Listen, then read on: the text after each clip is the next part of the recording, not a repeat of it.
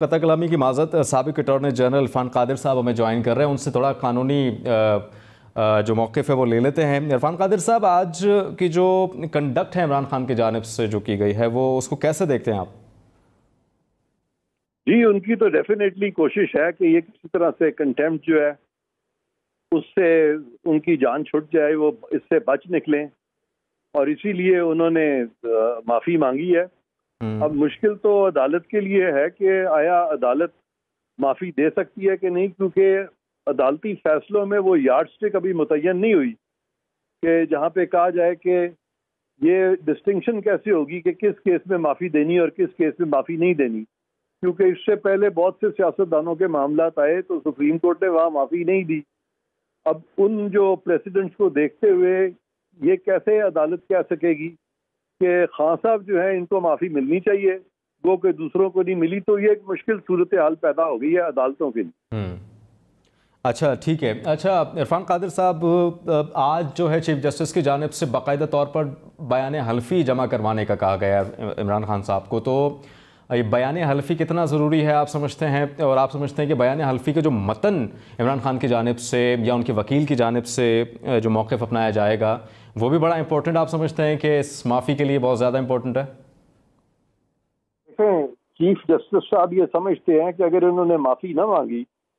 تو ڈیفینیٹلی پھر یہ کنٹیمپٹ میں پھنس جائیں گے، پھر یہ کنٹیمپٹ کے مرتکب ہو جائیں گے۔ لیکن اگر معافی مانگ لی تو شاید کوئی صورتحال نکلے، وہ کہ حتمی طور پہ انہوں نے ابھی تک یہ واضح نہیں کیا کہ معافی مانگنے سے کوئی صورتحال نکلے گی، لیکن عدالتوں کی کوشش یہی ہوتی ہے اس طرح کے معاملات میں کہ کسی طرح سے اگر معافی تلافی ہو جائے، کوئی جان چھڑا رہا ہے تو چلیں ٹھیک ہے، جانے دیں اس کو۔ لیکن جیسے میں نے کہا کہ کچھ ایسے فیصلے بھی جو ہماری اعلیٰ عدالتوں کے کچھ ایسے فیصلے بھی ہیں جہاں پہ کہ معافی نہیں دی گی تو وہ ایک مشکل صورتحال پیدا ہوگی۔ فیصلے بھی جو ہماری اعلیٰ عدالتوں کے کچھ ایسے فیصلے بھی ہیں جہاں پہ کہ معافی نہیں دی گی تو وہ ایک مشکل صورتحال پیدا ہوگی۔ جب حتمی فیصلہ اسلام آباد ہائی کورٹ معافی پہ دینے جائے گی تو ان کے لیے یہ ڈیفینیٹلی ایک ڈیفیکلٹ سچویشن ہوگی، کیونکہ یہ اصول واضح نہیں ہو سکا ابھی تک کہ